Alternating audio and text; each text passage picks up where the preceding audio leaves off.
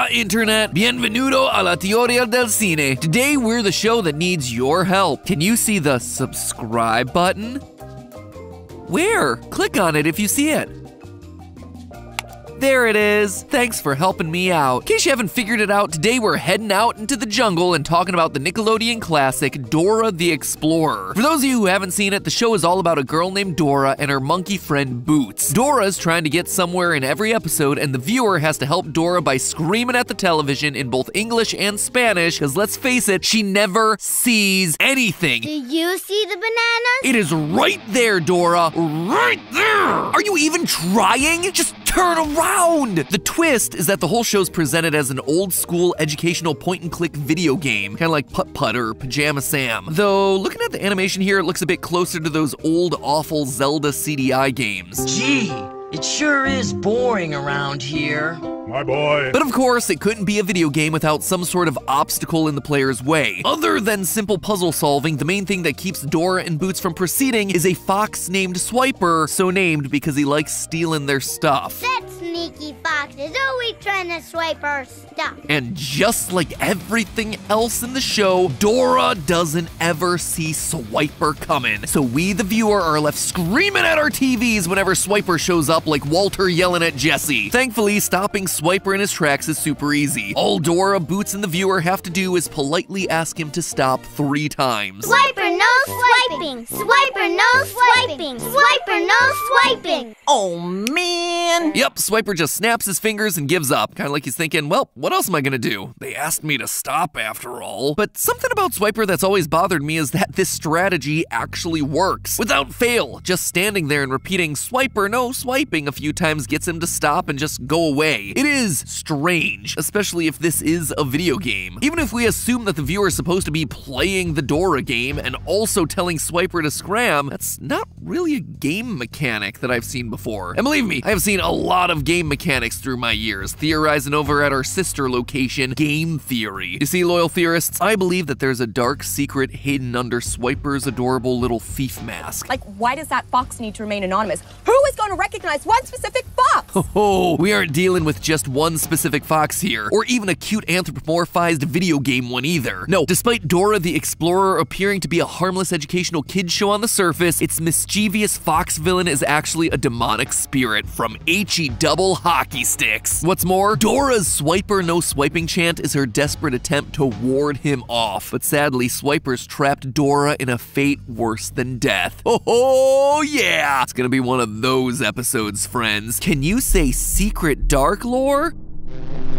Great, then let's jump to it. To begin, why would I possibly think that Swiper could potentially be a demon? Well, first off, foxes are often depicted as spirits by cultures all over the world. In West Africa, the Dogon people believe that their trickster god is a pale fox. Japanese legend tells of shape-shifting fox spirits called kitsune. In classic Greek mythology, the god of wine and fertility Dionysus often sends a giant fox to devour the children of Thebes. Seems a bit extra for a god of wine and fertility, but then I saw that Dionysus was also the god of insanity, so yeah, it checks out. Anyway, you get the idea. Foxes are commonly associated with magic and all sorts of folklore, but still, why would I possibly think that could apply to Swiper in this particular instance? Well, Swiper's depiction in the show lines up real well with 2 types of evil fox spirits in particular, both of which Dora would be aware of based on where the character comes from. While we can't be sure exactly where Dora originates, we can get a pretty good idea thanks to how she was designed. According to Nickelodeon, they didn't want Dora to be from any specific country because they wanted all Latino children to be able to see themselves within the character. So instead, Dora was developed to be pan-Latina, representative of the diversity of Latino cultures across Latin America. And wouldn't you know it, but several Native American and Central American cultures have foxes featured prominently in their folklore, mostly as tricksters, thieves, and bad omens. In one very specific example, the Tzotzil Mayan people of what's now modern-day Mexico saw the fox as a very evil animal. So, since Dora is meant to be a mishmash of all those varied Latino cultures, she'd likely be aware of these sorts of stories. Additionally, since we know that Dora was created to represent the entire region of Latin America, we can look at the breakdown of religious affiliation across the region and see that 90% of Latin Americans are Christian, with 69% of them being Catholic. So Dora would likely also be familiar with how Christianity, and specifically the Catholic Church, has viewed foxes in the past. And let's just say that Catholicism has not been kind to these critters. In fact, one of the most famous Catholic depictions collections of foxes has them literally stealing important items. I suppose you could say that they were swiping them. In the 8th century, author Rudolf of Fulda wrote the book Life of Lioba, chronicling the Roman Catholic saint Nun Lioba. The book tells of a nun who once lost the keys to her chapel. Convinced that the lost keys were the work of the devil, the chapel nuns gathered in another building and chanted prayers for their return. Soon after, a fox was found dead outside the front gate of the church, with the keys in its mouth. A fox with stolen keys, you say? Seems familiar. Swiper no swiping.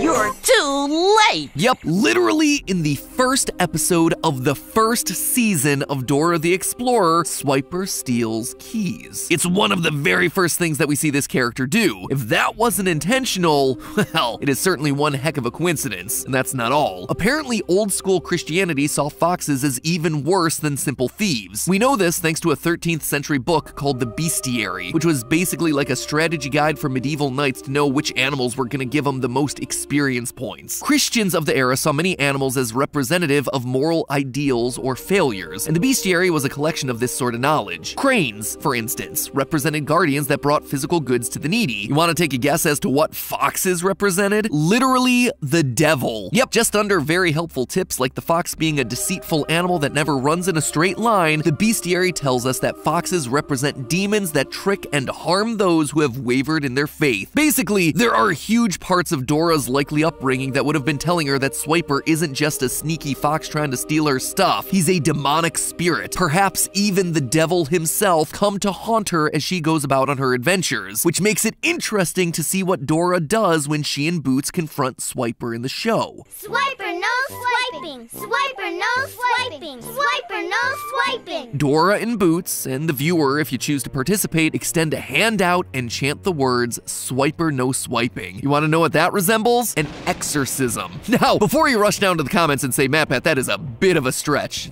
Trust me, I know it is. But for as ridiculous as it sounds, what Dora's doing here is an exact description of some types of exorcisms. First of all, according to Of Exorcisms and Certain Supplications, which was written by the Vatican and approved by the Pope, exorcists are instructed to extend their hands out towards the possessed person or demon during the ritual. From there, they're told to use a spiritual incantation, basically chanting a rhythmic word or phrase over and over to force the spirits to behave. Finally, using Swiper's name is also a practice specifically used in exorcisms. According to Cesar Truqui, an exorcist for the Catholic Church of Switzerland, quote, naming something or knowing its name means having power over that thing. So by specifically calling out Swiper, Dora is giving herself power over him. And most importantly of all, like I mentioned earlier, this actually works for some reason. It always gets Swiper to go away. Okay, so that's a lot of evidence pointing to Swiper being some sort of demonic spirit, but why? What does it matter if Swiper is some sort of supernatural, otherworldly entity if it's all happening inside of a video game? The whole exorcism chanting as a game mechanic still doesn't make a ton of sense, and something like just getting the player to click on Swiper to stop him would work a lot better. And it's not like we see a mic setup on the computer inside the show. The vocal input of the player saying Swiper no swiping just wouldn't work with what we've seen. All around, this chanting mechanic just seems like a weird thing to program into your game, unless of course it wasn't programmed, and Swiper is an actual literal spirit that's possessing the computer. Then it all starts to make sense. The chanting, the lack of a microphone to hear that chanting, and the chanting working to scare Swiper away. But then all of this raises a whole bunch of other questions, like why would Swiper be bothering us if he's actually a spirit? I'm sure a trickster demon would have better things to do than make it a bit harder for a kid playing a point-and-click adventure game to beat a level, right? Well, what if it's not us, the viewer, that Swiper's trying to mess with? What if his target is actually Dora? Now, that wouldn't make a ton of sense if she were just some character in a video game, but I don't think she is just some character in a video game. I suspect that Dora is actually a real person, someone who is sucked into the video game, trapped by Swiper as he torments her over and over again, episode after episode after episode. At first blush, that might seem ridiculous, but the evidence is actually there when you look. Right from the very beginning of each episode, in the intro, we see clues that Dora might not actually be a part of the game. In the first few seasons, Dora the Explorer opens with a brief live-action segment, entering a house, walking up to a computer and starting to play the Dora the Explorer game. But something seems off when you actually think about what's inside of this room. Sure, you have a lot of stuff that you'd expect. Some sports balls, a teddy bear, a chain of those paper rings that everyone makes in elementary school, and at the desk we can see figurines of both Swiper and Boots, the main animal characters from the game. So we know that this Dora the Explorer game exists in the world enough so that there's merch to buy. But you ever notice what isn't in the room? Merch of Dora herself. You know, the flagship character of both the game and this show all about playing that game. The only thing that even comes close to resembling Dora in the room is this child's drawing that I guess kind of resembles her. Either way, it seems strange that whomever lives here is a big enough fan of Dora to leave it running on their computer so they can decide to run into the room and play it at any moment, but then to not have any merch of the main character. Speaking of, that is also a weird detail here, right? No one in the room, it's deserted, and yet the computer was left on with the Dora game booted up, ready to play? What if what we're walking into with the intro here is the direct aftermath of Dora being sucked into the computer, forced to play the game in person for the amusement of a certain little fox demon? Now, those details about the intro might seem circumstantial on their own, but the weirdness only continues when you start to consider the ending credits. Early on in the history of the show, a lot of Dora the Explorer's endings featured small little mini games while the credits rolled. The most common of these was Character Find, which is pretty much exactly what it says on the tin. A list of characters would pop up and the computer cursor would pick one and then they would hide, poking their head out as the cursor tried to find them. Now, the characters that pop up for this are largely what you'd expect. Main characters like Boots and Swiper, recurring characters like Benny and Map, even characters who only guest star like Whizzle. And yet, across the 88 times that this minigame pops up, can you guess who isn't chosen?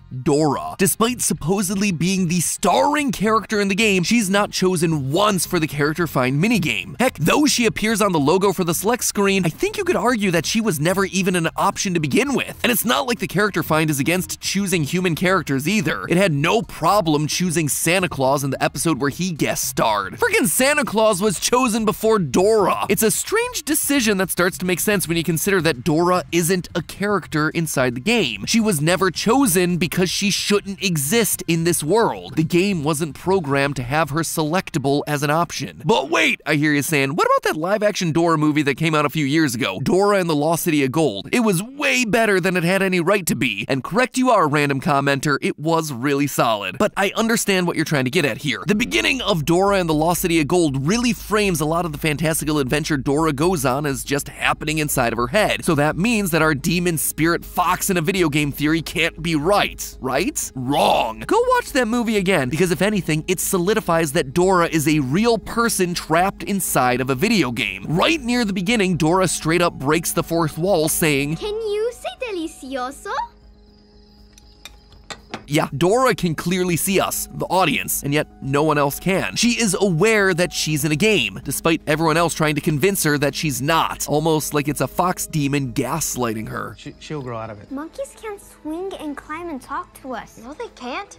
Boots isn't talking to you. Oh, but he can. You're not a kid, but you're not a grown-up either, Dora. Anything is possible. And he's not the only animal who does either. Swiper's in this movie tormenting Dora and her friends, and guess what? He can talk too. Swiper at the ready.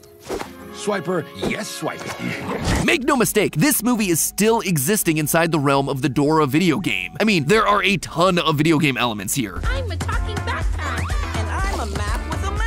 Yeah, and that bag holds way more stuff than it should. A generator, a radio, food supplies, a hammock, a giant knife, to the point that this thing has to be bigger on the inside than the outside, just like a video game inventory. And it's not just cool video gamey items either. Multiple times throughout the film, Dora does stuff that should get a normal person killed, like jumping into a ravine with minimal injuries, or sliding under a plane's moving propeller blade, or rolling down a hill inside of a tree trunk. She also solves puzzles in order to progress and disarms booby traps in order to get treasure. The gang even takes part in what basically amounts to some QuickTime events to avoid spikes. I thought it was just a video game thing. You're right, forgettable side character. It's just the video game from Dora's perspective, inside the computer, and we're just seeing everything through her eyes. That's why everything looks so realistic. And the extra bit of proof, the cherry on top, the final nail in the coffin, there's a moment where the illusion completely shatters. About halfway through the movie, Dora and her friends stumble upon a field of flowers that spray hallucinogenic spores in their face, beginning a sequence that's done done in the style of a classic Dora cartoon. And during this sequence, she straight up jumps off a cliff and then reappears again at the very top, just like she respawned after dying. This, my friends, is the mask slipping from the demonic computer program, revealing to Dora what's really going on here. She is a real person trapped in an old point-and-click video game. Really, we should have known something was fishy from the movie right at the beginning. What do we see right at the beginning of Dora and the Lost City of Gold? Fox propaganda. Swiper trying to gaslight us, the audience, just like he's gaslighting her. Literally, the first thing that happens in the movie is a helpful, totally true PSA from the Fox Council of the Americas, which tells us this. Everything you're about to see is true, except that foxes don't swipe.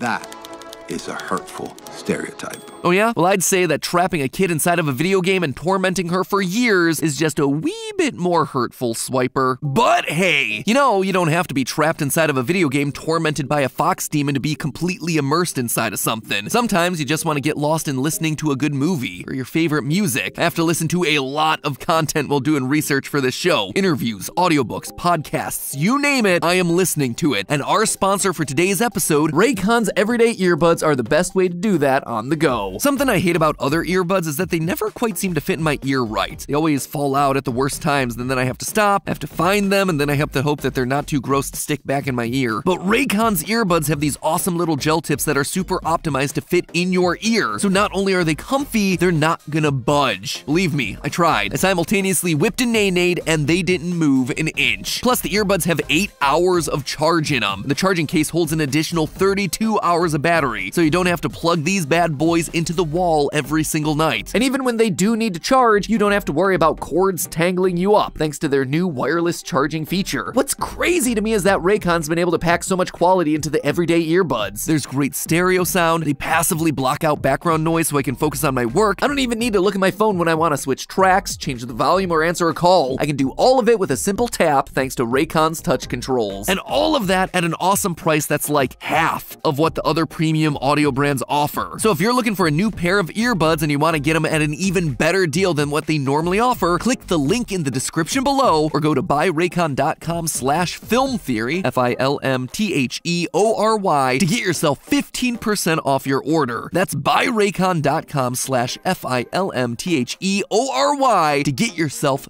15% off their already incredibly low price. That is top tier quality without sacrificing your pocketbook. And in the meantime, friends, remember, it's all just a theory. A film theory. And cut.